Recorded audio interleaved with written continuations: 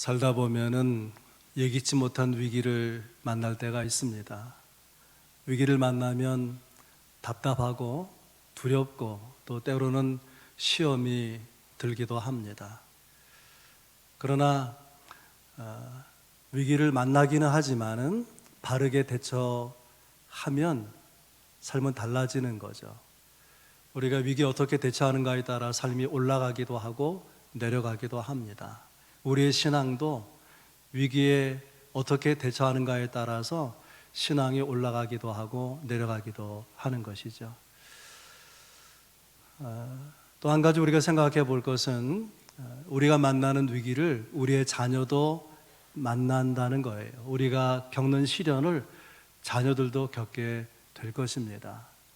그런데 우리 자녀들이 우리가 위기를 극복한 것처럼 위기를 만났을 때에 말씀을 붙들고 또 진지하게 엎드려 기도하고 그리고 하나님의 말씀대로 순종해 나아가면서 위기를 극복하게 된다면 그것은 아마 부모로서 좋은 본을 끼친 결과일 것입니다. 또 그런 분들은 그 인생이 헛되지 않았다 그렇게 말해도 좋을 것입니다. 여러분, 인생 흉년 위기를 만났을 때에 우리가 그 위기에 어떻게 대처해야 되겠습니까? 어떻게 행동해야 되겠습니까? 오늘도 세 가지 말씀 함께 나누면서 은혜 받기 원합니다. 인생 흉년 같은 위기가 다가왔을 때 첫째는 믿음의 자리를 지키라 하는 것입니다. 오늘 말씀은 창세기 26장인데 한 장 앞에 창세기 25장 11절에 보면 이삭은 아버지 아브라함이 죽은 후에 브엘라헤로이라는 곳에 와서 거주했다고 되어 있는데요. 이 브엘라헤로이는 네게부 지역에 속해 있습니다. 네게부는 사막이죠. 강수량이 아주 극히 적기 때문에 그래서 거의 사막 지역이 많고 비가 오긴 오는데 건기철이 되면 완전 사막이 되는 지역입니다. 이렇게 이삭이 거하던 곳이 비가 굉장히 적게 오는 지역이기 때문에 걸핏하면 흉년이 드는 거예요. 1절은 이렇게 기록되어 있습니다. 아브라함 때 첫 흉년이 들었더니 그 땅에 또 흉년이 들매. 흉년은 있게 되는 것인데 성경에 이렇게 기록하고 있는 1절에 기록하고 있는 흉년은 일반적 흉년이 아니라 큰 흉년입니다. 1절에 아브라함의 흉년과 이삭의 흉년의 간격은 100년이에요. 100년. 그러니까 어려움은 있지만 몇십 년 만에 찾아온 것 같은 그런 위기를 이삭이 만나고 있는 것입니다. 성경에는 흉년을 만난 하나님의 백성들의 이야기가 도처에 나옵니다. 왜 그럴까? 그것은 인간이 사는 세상에 흉년이 있기 때문이죠. 안 믿는 사람만 흉년을 겪는 것이 아니라 당연히 하나님을 예배하고 하나님께 기도하고 하나님을 의뢰하는 하나님의 백성들도 살면서 흉년을 만난다는 것입니다. 우리는 하나님 믿기 때문에 우리의 삶이 좀 달라지기를 또 다르기를 바라지 않습니까? 왜 하나님은 하나님의 백성이 흉년을 만나는 인생 흉년의 고난을 당하는데 거기에 대해서 성경을 읽어보면 이 흉년에 대한 자세한 설명이 없어요. 인생 고난에 대한 자세한 설명이 없습니다. 그러나 하나님의 말씀이 우리에게 교훈하는 분명한 사실은 인생 흉년으로 하나님의 백성이 망하는 것은 아니라는 거예요.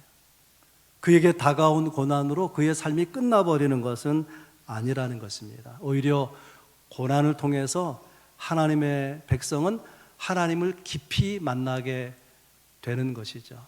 그래서 흉년은 하나님을 깊이 만나는 기회라 그렇게 볼 수 있습니다. 그런데 이삭은 어떻게 행동하느냐?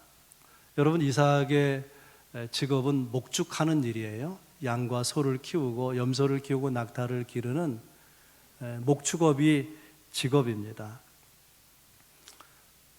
흉년에 이 가뭄 때문에 물이 마르고 풀이 다 죽어버리지 않습니까? 목축을 할 수가 없는 거죠. 그래서 안 되겠다 싶어서 물과 초지가 있는 그 나일강이 있는 애굽을 향해서 나아가는 이삭의 모습을 보게 됩니다. 그래도 먹고는 살아야 되기 때문에 하나님이 이스라엘 가나안 땅을 떠나서 애굽을 향해서 이민 가게 된 것이죠. 그런데 애굽으로 가는, 아직 애굽에 이르진 않았고 애굽으로 가는데 이삭이 그랄쯤 있을 때 하나님이 갑자기 찾아오셔서 이삭에게 말씀하십니다. 2절에 보면 애굽으로 내려가지 말고 내가 내게 지시하는 땅에 거주하라. 애굽에 내려가지 말라, 지시한 곳에 거주하라, 이렇게 말씀하신 데는 적어도 두 가지 이유가 있다고 생각합니다. 첫째는 영적으로, 신앙적으로 손해볼 수 있기 때문에 그런 것입니다. 애굽은 하나님을 안 믿는, 하나님 모르는 사람들이 살고 있는 나라죠. 거기에 가서 살면서 이방 신들의 영향을 받고 이방 문화의 영향 속에서 신앙이 손상될까 봐 하나님께서는 애굽으로 가지 말라, 그렇게 말씀하신 것입니다. 사람들은 위기를 만나면 가지 않아야 될 길인데도 불구하고 하나님의 말씀을 떠나서 속으로 이렇게 생각하죠. 하나님, 한 번만 봐주세요. 눈 감아주세요. 그리고 하나님이 기뻐하지 않는 방법으로 그 위기라는 문제를 해결하려고 합니다.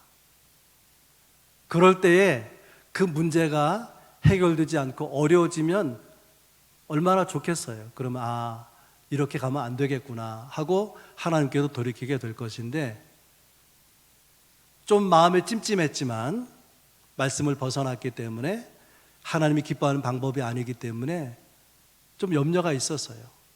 그런데 세상적인 방법으로 조금 죄를 지으면서 어두운 길로 행하면서 문제가 해결이 되는 거예요.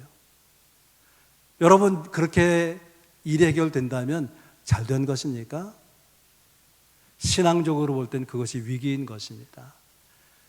그의 신앙이 흔들리게 되고 하나님과의 관계가 어려워지게 되는 거죠. 이삭이 만난 위기 상황입니다. 또 한 가지 이유, 왜 하나님께서 하나님이 지시하시는 곳에 거주하라고 하느냐? 한마디로 말하면 복을 주시기 위해서 그래요. 그래서 3절 4절에 보면 네가 애굽으로 내려가지 않고 내가 지시한 땅에 거주하면 이렇게 복을 주리라 하고 네 가지 복을 말씀하시는데, 첫째는 내가 너와 함께 하리라, 두 번째는 내 자손을 하늘의 별과 같이 많아지게 할 것이다, 셋째는 이 땅을 너에게, 내 자손에게 줄 것이다, 네 번째는 내 자손으로 말미암아 천하 만민이 복을 얻을 것이라, 그렇게 말씀하십니다. 이 네 가지 복 가운데 가장 근본적이고 중요한 복은 여호와께서 그와 함께 하실 것이라, 임마누엘의 약속입니다. 임마누엘의 약속은 하나님 우리와 함께 계시다 하는 거죠. 여러분, 하나님이 왜 우리와 함께 하신다고 생각하십니까? 그것은요, 하나님이 함께 하시지 않으면 내 삶을 내가 버텨낼 수 없기 때문에 그런 거예요. 우리가 사는 세상이 얼마나 험합니까? 그 험한 세상을 살아가는 우리는 또 얼마나 연약합니까? 그래서 그걸 아시는 하나님이 긍휼히 여기시고 함께 주시는 것입니다. 그렇다면 하나님이 함께 하시면 뭐가 달라지는 것입니까? 하나님이 함께 하시면 따라붙는 결과가 성경은 형통이라 그렇게 말합니다. 창세기 39장 2절, 여호와께서 요셉과 함께 하심으로 그가 형통한 자가 되어, 창세기 39장 23절, 여호와께서 요셉과 함께 하심이라 여호와께서 그를 범사에 형통하게 하셨더라. 하나님이 함께 하시면 삶의 결과는 형통이 된다는 거예요. 그래서 하나님께서는 우리가 고난 당해서 힘들어할 때에 함께 해주시는 거예요. 내 삶이 힘들어서 눈물 흘릴 때, 그런 눈물 골짜기에 있을 때 찾아와서 함께 주시는 것입니다. 이 3절 4절 하나님의 축복의 약속이 담겨 있는 이 말씀을 보면 2절밖에 안 되는데 자손이라고 하는 말은 4번이나 나옵니다. 내 자손으로 이 땅을 차지하게 할 것이라. 결정적인 말씀은 내 자손으로 말미암아 천하 만민이 복을 받을 것이니라. 자손이 하늘의 별과 같이 많아질 것이라고 하는 그 자손은 다수 아닙니까? 근데 끝부분에 내 자손으로 말미암아라고 말할 때 그 자손은 단수예요. 내 자손으로 말미암아 천하 만민이 복을 받을 것이니라. 예수 그리스도가 이 땅에 오셔서 그를 믿는 모든 사람들을 복되게 하실 것을 말씀하는 것 아니겠습니까? 여러분, 우리가 하나님을 바르게 믿고 그의 아들 예수 그리스도 주님을 우리가 바르게 믿고 신앙생활 한다면 이 약속된 복이 우리에게 경험될 것이고, 우리가 경험한 하나님의 축복이 나를 통해서 자녀들에게 후손으로 주변으로 흘러가게 되지 않겠습니까? 이런 복을 약속하고 계시는 것인데요, 오늘 본문의 상황을 야곱의 입장에서 여러분 생각해 보시기를 바랍니다. 야곱의 이삭의 입장에서 생각해 보시기를 바랍니다. 이삭이 지금 눈에 들어오는 현실은 어떠냐면은 흉년이에요. 하나님이 함께 하신다는 것, 결과적으로 형통하게 하신 하나님의 축복은 이삭의 눈에 보여지지 않고 있습니다. 그래서 나일강이 있는 애굽으로 가는 것은 하나님의 백성으로 옳지 않고 하나님 말씀을 벗어나는 일이지만은, 그러나 인간적으로 보면 그게 흉년의 때, 가뭄의 때에 살 수 있는 길인 거예요. 여기에 이삭의 고민이 있습니다. 내가 그래도 먹고 살아야 되겠으니까 우선은 초지가 있는 애굽으로 가야 되겠다. 나일강 있는 애굽으로 가야 되겠다. 또 한편으로는 그래도 내가 하나님의 백성인데 아무리 삶이 힘들어도 내가 먼저 하나님의 말씀을 붙들고 살아야지. 이 2가지 생각이 교차되면서 이삭의 마음이 흔들렸을 것입니다. 하나님은 그런 이삭에게 결단을 요구하십니다. 너는 애굽 땅으로 내려가지 말고 내가 너에게 지시한 땅으로 가라. 이 말씀을 생각할 때에 여러분, 신앙은 무엇이라고 생각이 됩니까? 믿음이 무엇이라고 생각이 됩니까? 믿음은 결단입니다. 흉년의 때이지만은 결단하는 거예요. 나는 하나님의 말씀대로 살 것이다. 그래서 삶을 선택하고 결정해 나아갈 때에 하나님의 말씀을 따라 살 수 있는지, 좀 더 신앙생활을 잘할 수 있는지, 하나님께 헌신할 수 있는지, 그런 직장을, 그런 사업을, 그런 삶을, 그런 집을 선택해 가는 것, 그것을 하나님이 요구하고 계신 것입니다. 하나님 중심으로 선택하면 결과적으로는 형통케 되는, 복이 되게 하는 역사를 주실 것입니다. 오미크론 감염이 급속도로 확산돼서요, 어저께 문자를 받을 때는 398명, 400명 가까운 숫자였는데 조금 전에 확인하니까 564명. 옛날 같으면 서울의 확진자 전체 숫자 아닙니까? 제천이 14만 밖에 안 되는 도시에 확진자가 600명 가까이 나오고 있는 564명. 그래서 두려움 때문에 예배 오지 못한 사람도 있고, 또 예배하는 사람들 수가 줄고 주간 중에 교회 오는 사람이 극히 적었습니다. 두려운 것이 사실이지만 결단하면 별 문제 아닙니다. 나는 어떤 일이 있어도 예배할 것이다. 나는 어떤 어려움이 있어도 기도할 것이다. 나는 어떤 어려움이 있어도 봉사하는 자리를 잃어버리지 아니할 것이다. 나는 어떤 힘든 상황이 올지라도 말씀을 붙들고 살 것이다. 나는 믿음을 지켜낼 것이다. 그러면 코로나도 별 어려움이 아닌 것입니다. 여러분에게 첫 번째 드리는 말씀, 흉년의 때 우리가 어떻게 대처할 것인가, 어떻게 행동할 것인가. 첫 번째는 믿음의 자리를 지키라는 거예요. 어떤 두려움이 있어도, 어떤 어려움이 있어도 우리 믿음의 자리를 굳게 붙들고 나아가야 될 것이다. 두 번째는 온전히 순종하라는 것입니다. 6절 말씀에 이삭이 그랄에 거주했다 그렇게 되어 있어요. 하나님의 말씀을 듣고 애굽으로 내려가던 길을 멈추고 이삭이 머물고 거주하게 된 장소는 그랄입니다. 여러분 생각해 보세요. 흉년이 들어서 거기서 살 수가 없으니까 애굽으로 내려가는 사람이 이삭뿐이었겠습니까? 함께 있던 주변의 여러 사람들이 어쩌면 함께 이민 가게 됐을지 모릅니다.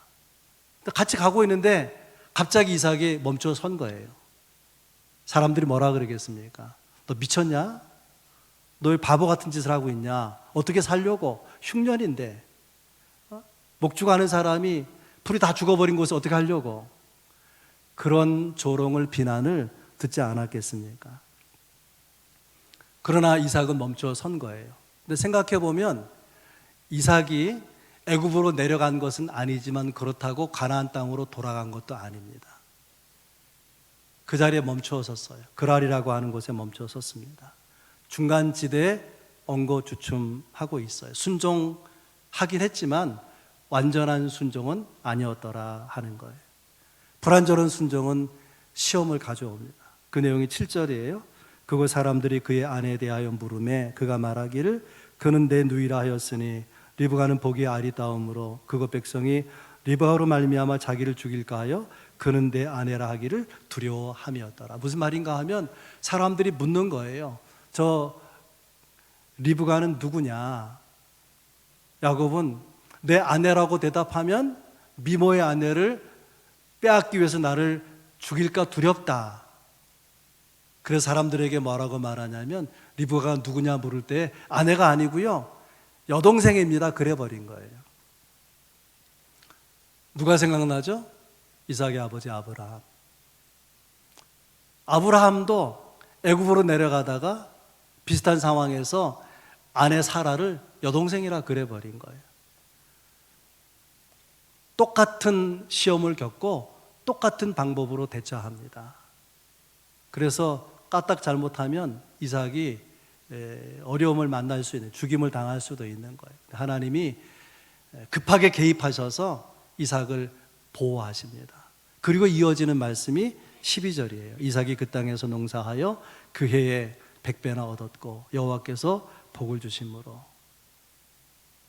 100배나 얻은 그 땅은 어떤 땅입니까? 두려워서 남자 구실 못하고 아내를 누이라고 말하면서 부끄러움을 당해야 했던 땅이에요. 그 해에 100배나 얻었다고 하는 그 해는 어떤 해입니까? 하나님의 말씀에 완전히 순종해야 되는데 순종하긴 했지만 불완전하게 순종하면서 그의 믿음이 미끄러지고 있었던 그 해에, 흉년의 해에 하나님께서 100배나 주셨다고 하는 거예요. 저는 이 부분을 묵상하면서 분에 넘치는 축복이다.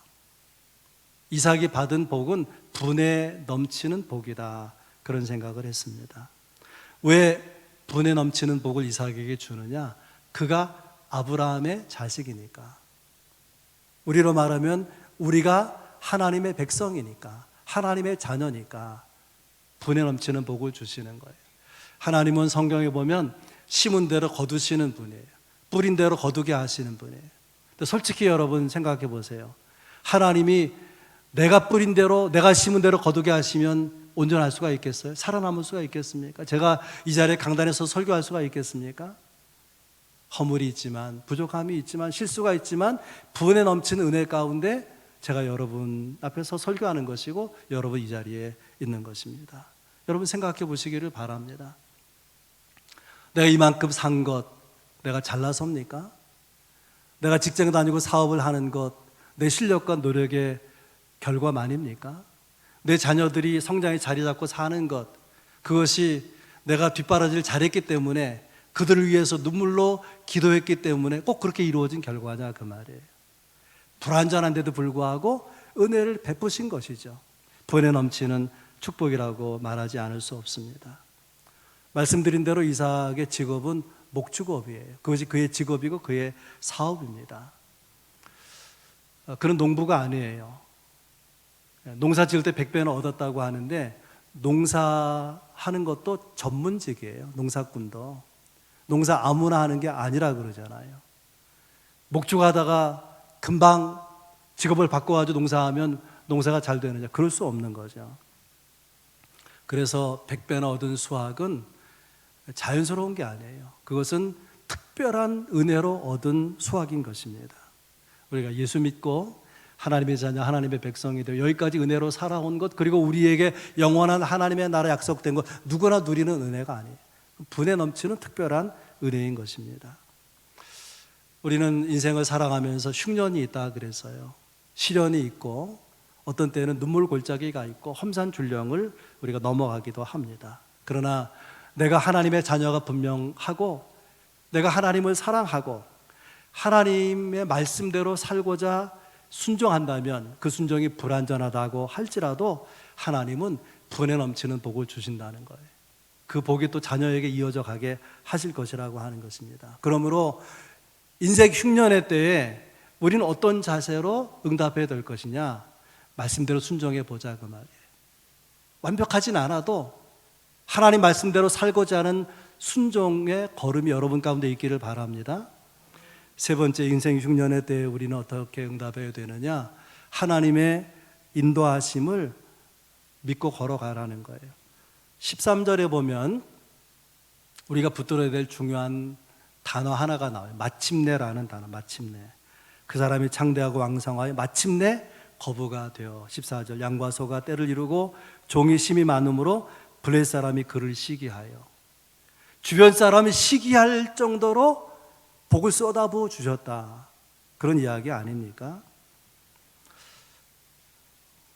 이삭은 하나님이 특별한 돈에 넘치는 복을 받는데 그런 이야기가 그 뒤에도 이어져 나가고 있어요. 농사 짓기 위해서 물이 필요하잖아요. 그래서 땅을 팠습니다. 그래서 이삭이 물을 얻어요. 그랬더니 그 지역 마을 사람들이 달려와 가지고는 누구 땅에다가 땅을 파는 거냐? 이거 우리 땅인데. 그러니까 네가 팠지만 우리 땅이니까 우리 거다 하고 뺏어가는 거예요. 그 눈만 멀뚱멀뚱 쳐다보고서는 뺏길 수밖에 없었어요. 그리고 장소를 옮겨서 다른 곳에 가서 땅을 파는 또 물이 나오는 거예요. 근데 그 지역에 있는 사람들이 또 와서 그 우물을 빼앗아 가는 것입니다. 이삭은 다투지 않고 또 양보했습니다. 성경에 보면 이삭이 판 우물이 4개예요. 4번이나 우물을 팠어요. 성경은 하나님의 백성의 모든 삶을 기록하는 것이 아니라고 본다면은 아마도 이삭은 여러 번 더 우물을 팠을 것입니다. 근데 이상한 것은요, 다른 사람들이, 그 지역 사람들이 땅을 파면 물이 안 나와요. 물을 얻으려고 땅을 파면 물이 안 나오는데 이삭이 파면 물이 나오는 거예요. 우리 교회 지하수가 있어요. 처음에 지하수 위치는 저 비전세 들어가는 그 왼편에 거기다가 지하수를 팠어요. 물이 안 나오는 거예요. 그랬더니 기계를 가지고 지하수를 파는 사람이 옮겨가지고 현재 있는 지역을 파서 물이 나온 것입니다. 2번 파가지고 1번 나온 거예요. 그런데 이삭은 파면 물이 나오는 거예요. 이상하지 않습니까? 사람들이 이상하게 여기는 거예요. 저놈은 뭔가 다르다 우리와. 이삭은 뭔가 특별하다.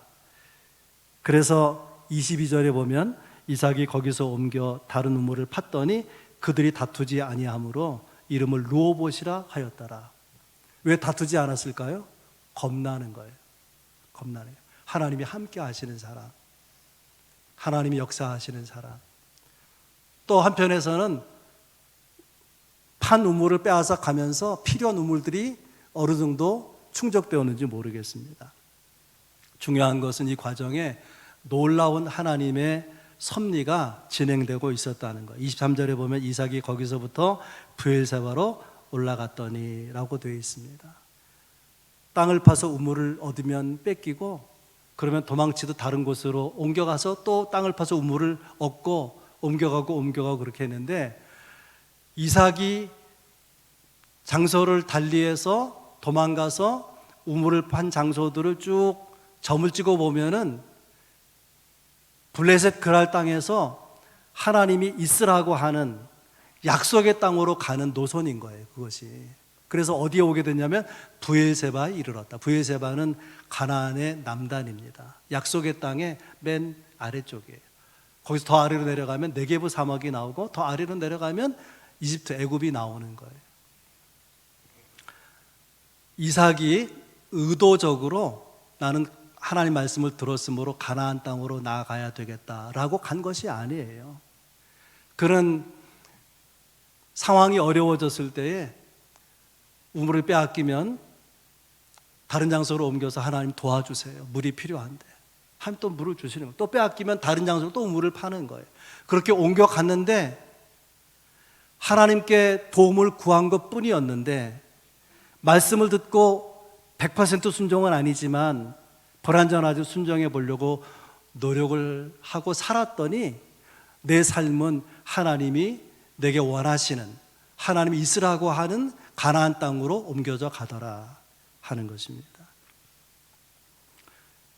삶의 그 중간중간 그걸 구분해서 보게 되면 어느 부분에서 보면 이삭이 손해본 거 아닙니까? 애써서 힘들게 우물을 팠는데 빼앗겼으니까 손해본 거죠. 우물 판 게 실패한 거 아니겠습니까? 그가 어려움에 처해서 하나님께 기도하고 하나님 도우심을 구했지만 얼마나 진지하게 기도했을까요? 얼마나 성실하게 말씀에 응답했을까요? 그게 다 부족하고 불완전하다 그 말이죠. 그럼에도 불구하고 돌아보니까, 지나온 삶을 돌아보니까 내 삶에 하나님의 복이 계속 채워지고 있었던 것입니다. 여러분, 말씀드린 대로 이삭이 흉년의 때에 100배로 결실을 거둬요. 그가 짧은 순간에 농사 기술을 완벽하게 습득해서 수확을 거둔 게 아니지 않습니까? 하나님의 은혜를 베푸셔서 마침내 100배의 수확을 거두고 거부가 되게 하신 것 아니겠습니까? 여러분이 만나는 인생 흉년이 다 모양이 다르고 모습이 다르고 또 내용이 다를 것입니다. 그래도 하나님이 함께 하셔서 인도해 주시면은 마침내 수확을 거두는 거예요. 마침내 형통하게 하시는 것입니다. 애굽으로 내려가는 길을 멈추시기를 바랍니다. 그리고 하나님이 인도하셔서 있으라고 하는 약속의 땅에 이를 때까지 하나님의 인도하심에 순복해 갈 수 있기를 바랍니다. 인생에는 낮과 밤이 교체됩니다. 낮이 있으면 밤이 있고 밤이 있으면 낮이 있고 그런 거예요. 좋은 일만 있는 게 아니죠. 사업도 그렇고요. 하루하루의 우리의 살아가는 삶이 다 그런 거 아니겠습니까? 우리는 지금 서 있지만 언제라도 넘어질 수 있고 어디서든지 넘어질 수 있습니다. 분명한 것은 하나님이 인도하신다는 거예요. 그래서 24절에 보면 두려워하지 말라 말씀하십니다. 내가 너와 함께 있어 내게 복을 주어 내 자손이 번성하게 될 것이다. 여러분, 두려워하지 마시기를 바랍니다. 하나님 우리를 인도하십니다. 어려움이 있다고 망하는 게 아니에요. 인생 흉년이 내게 다가온다고 해서 내 삶이 끝나는 것이 아닌 것입니다. 중간중간의 삶을 볼 때는 어려움이 있지만 하나님의 인도하심에 시간들이 이어져 가고 있다는 것을 꼭 잊지 않으시기를 바랍니다. 이삭은 이렇게 삶의 여정을 따라 인도함을 받으면서 대단히 소중한 하나님에 대한 비밀, 교훈을 하나 발견하게 되는데요. 그게 뭐냐면 내가 편안하게 살아오는 동안에는 지금까지는 하나님이 어떤 분이냐면 아버지 아브라함의 하나님이에요. 근데 어려움 속에서 하나님께 엎드려 기도하고 또 하나님의 도우심을 구하고 그렇게 시간을 보내는 가운데 아버지 아브라함의 하나님이 나의 하나님으로 경험된 거예요. 전에는 아버지 아브라함을 통해서 하나님 말씀하셨는데 지금 자기에게 말씀해 오고 있는 거 아니겠습니까?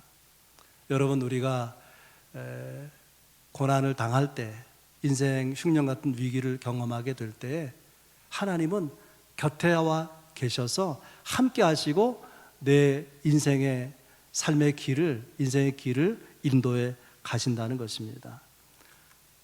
그러면서 하나님의 역사를 내가 경험할 때 그것을 주변 사람들도 보게 되는 거죠. 그래서 28절, 29절에 보면 이삭의 삶을 지켜보게 된 그랄 왕 아비멜렉이 사람들과 더불어 와서 이삭에게 이런 말을 합니다. 28절에 여호와께서 너와 함께 계심을 우리가 분명히 보았다. 29절에 이제 너는 여호와께 복을 받은 자니라. 성경은 이렇게 점잖게 기록되고 있는데 우리가 드라마나 영화를 보는 것처럼 그 장면을 상상해 보면 이런 분위기예요. 그랄 왕이 몇몇 사람들과 와가지고 이렇게 말합니다. 죄송합니다. 우리가 그동안 당신에게 너무나 잘못했습니다. 그냥 보통 사람인 줄 알고 남의 땅에 와서 얹혀 사는 사람인 줄 알았는데 알고 보니까 하나님이 함께 하시는 사람이었네요. 죄송합니다. 함부로 대한 것 용서해 주시기 바랍니다. 우리가 힘들게 판 우물 빼앗고 그렇게 했었는데 다시는 그런 짓 안 하겠습니다. 서로 불가침 조약을 맺읍시다. 서로 다투지 않겠다고, 싸우지 않겠다고 약속합시다. 이건 이삭이 요구했어야 되는 거 아닙니까? 그런데 안 믿는 사람이 블레셋에 있는 그랄 왕이 와서 요청을 하는 것입니다. 여러분, 그렇습니다. 우리가 위기를 만났을 때 위기 때문에 주저앉으면 사람들은 그렇게 말할 거예요. 예수 믿더니 꼴 좋다. 예수 믿어서 뭐 달라진 게 뭐 있냐. 그러고 조롱할지 몰라요. 그러면 하나님의 영광이 가리워지는 거죠.